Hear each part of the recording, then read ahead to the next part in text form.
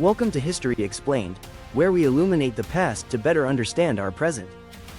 I'm your guide for this weekly journey, 7 days of global change in under 7 minutes. Today is Wednesday, July 2nd, 2025, and this is World Events, the defining developments that shifted our global trajectory this past week. Let's begin in the heart of Europe. On June 23rd, the European Union formally opened accession talks with Ukraine, setting off what some are calling the continent's biggest political realignment since the end of the Cold War. The move is more than symbolic, it's a statement of values, strategy, and geopolitical will. For Ukraine, it's a pivot away from decades of Russian influence. For Europe, it's a bet that enlargement, even in wartime, can be a stabilizing force. The last time Europe saw such sweeping integration was the 2004 wave, but this moment carries sharper stakes. Where economic transition once dominated, now it's resilience, reconstruction, and security. Meanwhile, in East Africa, the crisis in Sudan took a darker turn. On June 26, UN officials warned of ethnic cleansing in West Darfur, with over 100,000 civilians displaced in just a matter of days. The violence centers around El Geneina, a city once seen as a fragile holdout of peace. The conflict between the Sudanese army and the Rapid Support Forces, formerly a paramilitary wing of the regime, has reignited old ethnic divisions. Global leaders issued condemnations, but history casts a long shadow. After Rwanda, after Srebrenica, how many warnings will it take before the world moves from words to action?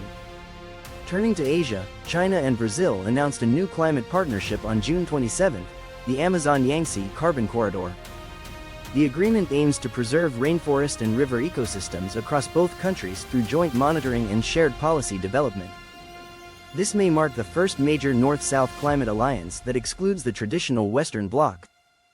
With the Global South asserting diplomatic weight, this partnership could reshape how climate policy is negotiated, and who gets to lead it. It recalls the 1955 Bandung Conference, where post-colonial states gathered to chart an independent path. Today, that path may run through the world's rainforests. On June 25, the U.S. Supreme Court declined to impose national rules on AI-generated political ads, effectively leaving regulation to the states. The decision doesn't just affect American voters, it sets a precedent that may ripple through democracies grappling with digital manipulation. With over 50 elections scheduled globally this year, the legal ambiguity surrounding synthetic content threatens to undermine trust in institutions. The analog to this moment might be the early days of radio, when unregulated broadcasts stoked fear and disinformation. Once again, technology is outpacing the systems meant to contain it. And finally, on June 28, Sarajevo hosted the inaugural Sarajevo Dialogue, a summit on youth peacebuilding, held on the exact anniversary of the assassination that sparked World War I. Leaders from the Balkans, the EU, and several conflict-prone regions gathered to discuss nonviolent solutions in the face of rising global polarization. It was a subtle but powerful act of historical reclamation. Sarajevo, once synonymous with violence, is being redefined as a symbol of dialogue. In a world bristling with tension, perhaps no global event this week was more quietly revolutionary. From shifting alliances to deepening conflicts, from climate diplomacy to digital regulation, the past 7 days revealed a world in flux. Borders, power, and identity, nothing is fixed.